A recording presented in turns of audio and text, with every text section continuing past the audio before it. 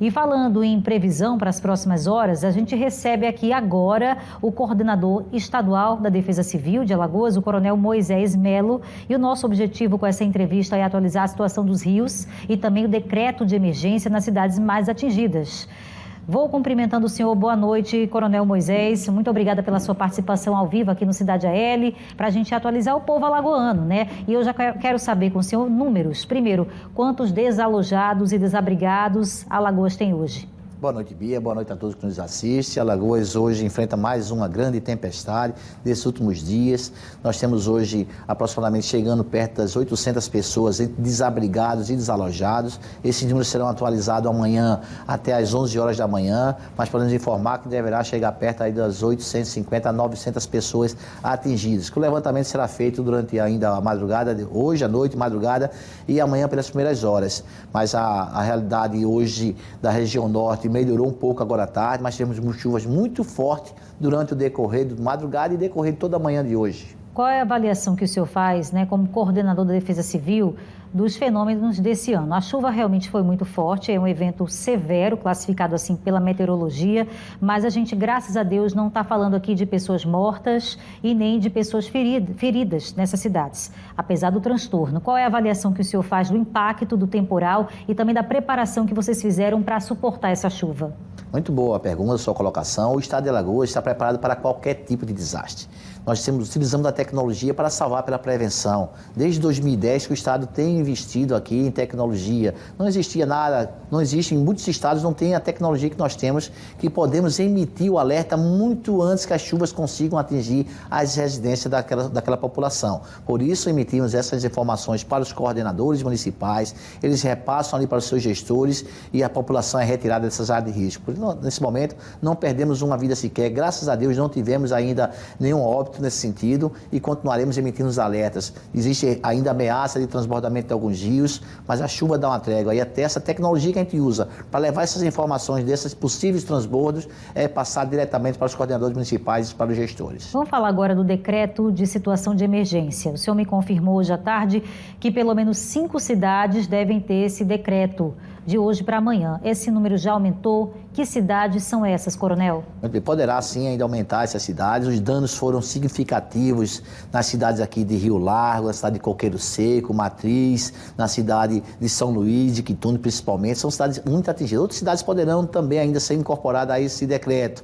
A exemplo aqui de São Miguel dos Campos, que o rio está ali no limite, porque as águas ainda estão descendo de Mar Vermelho, Arapiraca, Atalaia e chegando à cidade de São Miguel dos Campos. Então está no limite ali que poderá ainda transbordar durante a madrugada, dependendo da maré ainda que possa influenciar. Mas ainda é essa possibilidade de outros municípios incorporarem ainda esse decreto de situação de emergência. Interessante a gente voltar a falar desse assunto, né, de decreto, porque no ano passado Alagoas não emitiu o decreto de situação de emergência em decorrência das chuvas. Confirma isso? Isso mesmo. Nós tivemos uma sequência de 2 anos, né, 22 e 23, com muita chuva, em 22 com 60 municípios decretados e 23 com 26 municípios aproximadamente. Então, se isso acontecer, né, com esse decreto agora que deve ser emitido, qual é o passo a passo para que essas cidades recebam recursos, tanto a nível estadual quanto municipal e até do governo federal, para dar assistência aos atingidos? O que vai acontecer a partir desses decretos? Isso é muito importante, porque o primeiro passo agora é a população ser assistida.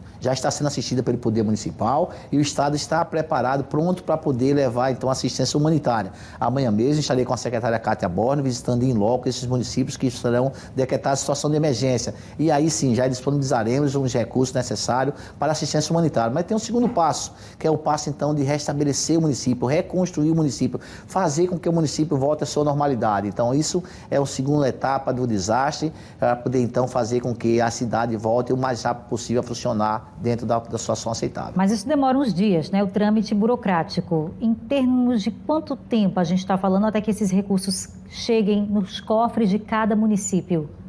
Muito bom.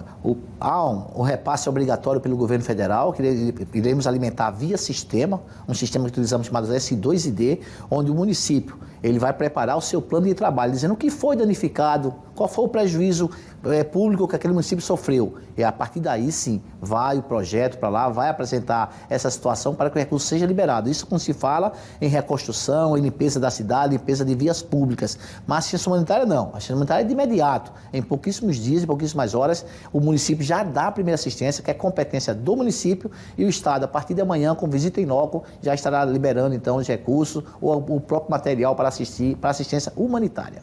Pelo governo do Estado, né? Pelo E antes de eu encerrar aqui a sua participação, eu também já agradeço muito. Tem uma pergunta que eu queria me fazer agora, na verdade, como cidadã também, né? A gente vê esse drama se repetir década atrás de década. Como é que a gente pode, coronel? Eu sei que o senhor é da Defesa Civil, cuida de vida, cuida de pessoas, mas o senhor está à frente de uma pasta tão importante que se preocupa justamente com a segurança das pessoas. Como tem sido a conversa com os governos no sentido de mudar definitivamente essa realidade, né? Retirar essas pessoas das áreas ribeirinhas, porque senão a cada ano, quando a chuva chegar, vai ser o mesmo drama.